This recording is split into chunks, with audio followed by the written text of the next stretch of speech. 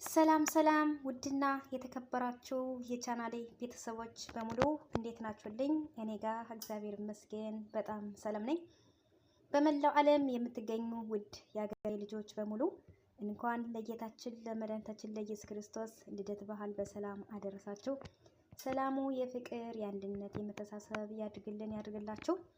እንግዲህ ያው ዛሬ ገና ነው። በጣም ደስ ይላል። ያው በዓል ሲመጣ በተለይ በስደት ያለነው ነው ትንሽ ከፋ የሚለንና ስለዚህ ሁላችሁም ባላችሁበት በዓልን ተደስታችሁ ማክበር ትችላላችሁ ማለት ነው። ያው በመዳም ቤት ቢሆንም እንኳን እንግዲህ እኔ እመታችሁ እንግዲህ በዓልን እንግዲህ በዚህ መልኩ እያከበርኩ ነው እላችኋለሁ ውዶችዬ። ያው የሚያስፈልገኝ ስጋ ገዛው እግዚአብሔር ይመስገን። ያው ሽንኩርትም አርጌ እንዲሁም ቅቤም አለ እንዲሁም ደግሞ እዚህ እንግዲህ ልጠብስ ነው እላችኋለሁ ውዶችዬ። ምን ማለት ፈልጌ ነው?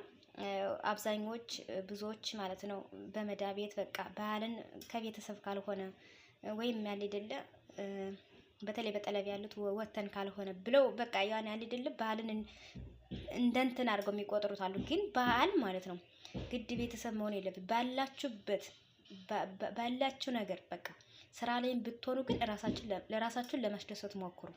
እኔ ስራ ላይ ነኝ ግን በእርግጥ መውጣት ይችላሉ። ግን ጓደኛዬ አጋጣሚ ስለማይፈቀደለት ከሷ ጋር ልውጣ ብዬ ስላሰብኩኝ ግን ዛሬ በዓል እስከመሆን ድረስ ራሴ ማለት ነው ሰትዬን ስጋ አምጪልኝ ብዬ አስመጥቼ እንዲችን ይመስል ስጋ አስመጥቼ በቃ በዓልን እያከበርኩ ነው። ስለዚህ ራሳችሁን በራሳችሁ አስደስቱ ውዶች እንጂ የዛሬ ዓመት ከዛ ቤተሰብ ጋር ሲሄድ በቃ ባላችሁበት የነገን እግዚአብሔር ያውቃል። ግን ለዛሬው ግን በዓልን በተለይ በመልካም በጥሩ አሳልፉ። ባላችሁበት ተደስታችሁ አሳልፉ ላሉ ውዶችዬ። ያው እንግዲህ ይሄን ይመስላል ውዶችዬ። እንግዲህ እኔ እናቴ እንደዚህ ማለት ድሮ እናንተ እንደናንተ ነበር፣ ግን እንደዚህ ነበር አመለካከቴ። በቃ ሀገር ስገባ ምናምን ነበር፣ ግን ራሴ ማክበር እንዳለብኝ ራሴን አሳመንኩኝ እላችኋለሁ ውዶችዬ። እንግዲህ ልጠብስ ነው ሰጋዬን ጥብስ ነው የምሰራው። እንግዲህ ጣፈጠም አልጣፈጠም ይኸው ለራሴ ስለሆነ በዚህ መልኩ ያው ምክንያቱም እኔም ራሴን ለማስደሰት አንደኛም ደግሞ በዓሉን ለማክበር ስለፈለኩ ነው።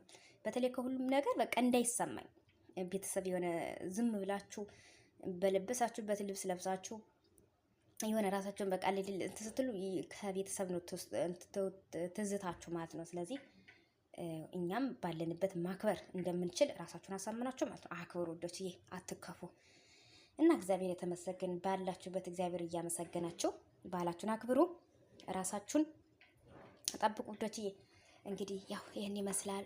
ሰዎች ተኝተዋል። የምን አሁን 3 ሰዓት ነው፣ ግን እኔ ትናንትና ያስመጣው የዘገየን እግዚአብሔር ይመስገን ማታ እንዲች አድርጌ እንግዲህ ልሰራ ነው እላችኋለሁ ውዶችዬ። ያው ደቂቃ እንዳይበዛባችሁ እንግዲህ ውዶችዬ እየጠበስኩ ነው። አሁን እንግዲህ ደግሞ መጨረሻውን ደግሞ አሳያችኋለሁ።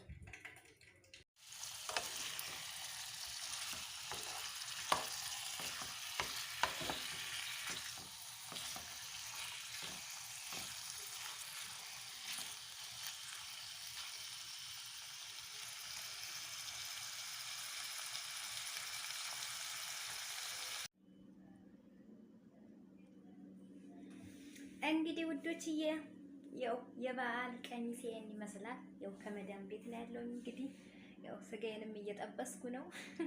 እኔ እውነት በጣም ደስተኛ ነኝ።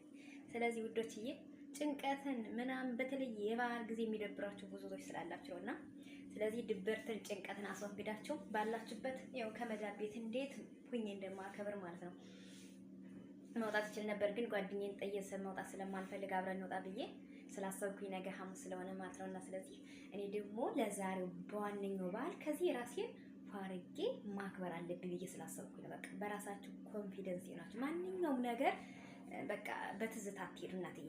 የዕለቱን ነው ባያ ነቀይ ብሏልና ስለዚህ የዕለቱን እየተደሰታችሁ ሂዱ እናቴ።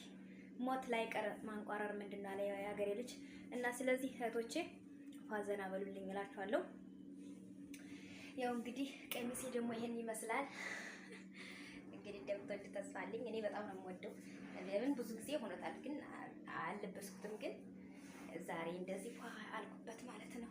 ኢትዮጵያ ሲሄድ እንለብሳለን የሚል አመላለን አብዛኞች ማለት ነው። አዲስ ልብስ ነገር ለምን እናቴ አሁንስ እንዴ ነገ ሞት ዛሬ ሞት በምን አውቄ ነው ኢትዮጵያ ሲሄድ እያልኩኝ ልሞትም እችላለሁ እናቴ። ስንቶች ሳያስቡት ሞተው ቀርተዋል። እኔ የሁላችንም ባህሪ ምንድነው? ደህና ልብስ እናገኝ ኢትዮጵያ ነው የምንለብስ የምናጌጥበት፣ እዚህም ማጌጡበት ውዶችዬ። ያው እንግዲህ ስጌ እንዳያረብኝ እንትን ልበል እና ውዶችዬ ዘና ፈራ በልልኝ። እሺ አይክፋችሁ። የምን መረካፋት ነው? ምን አባቱ እንግዲህ ውዶችዬ፣ ያው እንግዲህ ሰራርቼ ጨርሻለሁኝ ማለት ነው። እንግዲህ ያው አሁን እንግዲህ ልበላ ነውኝ። ያው እንግዲህ ያው እኔ ብቻዬን ስለሆንኩኝ እቺ ትበቃኛለች። ያኛውን ደግሞ ለኋላ አረጋለሁ ማለት ነው። እና በጣም ደስ ይላል እውነት ለመናገር ውዶችዬ፣ የራሳችሁ እንዳይከፋችሁ እሺ። በራሳችሁ አረቦች የሆነ ነገር ለእናንተ በቃ ለኛ የሆነ ነገር ስንላቸው ታውቃላችሁ ደስ አይላቸውም። እኔ ግን በነገራችን ላይ የቶች ደፋር መሆን አለባችሁ። በሰው ሀገር ደፋር መሆን አለባችሁ። ብቻ መልካም ሁኑ እንጂ ደፋር ሁኑ። ደፋርነት አይጎዳም። ራሳችሁን አስከብሩ። በቃ ራሳችሁን ማንነታችሁን ባህላችሁን አሳውቁ። ቤትም ቦታ ቢሆን ምሬ ነው የምላችሁና እኔ አስቀድሜ 1 ወር ነው የምናገረው። በቃ ባላለን በእርግጠኛ ያው አብዛኞቹ አረቦች እኮ ያውቃሉ። ተለኛ ክርስቲያን ባህል ያውቃሉ አብዛኞቹ ማለት ነው። እና የገናን ባህል ለማክበር እኔ ዝግጅት ላይ ትናንትና ስጋ አለቀ ምናምን ስትለኝ ለምን ብዬ ተከራከርኳት። ለምን አንቺ ከየትም ቦታ የሆነሽም ብዬ አስመጣው እና እግዚአብሔር ይመስገን። በቃ ራሳችሁን በራሳችሁ አስደስቱ ወዶችዬ። ለራሳችሁ ሆኖ ለራሳችሁን ትሪት አድርጉ እሺ ወዶችዬ። በተረፈ እንግዲህ መልካም ገና ይሁንላችሁ። እግዚአብሔር ይመስገን የሆነ በዚህን መልኩ ብቻዬን ዛሬ አክብሬያለሁኝ። ደግሞ እንደ እግዚአብሔር ፈቃድ እንግዲህ ከጓደኛዬ ጋር ሆኜ ደግሞ እንግዲህ እናከብራለን። እንግዲህ ከተመቸኝ ማለት ነው ቅርጽላችኋለሁ ማለት ነው።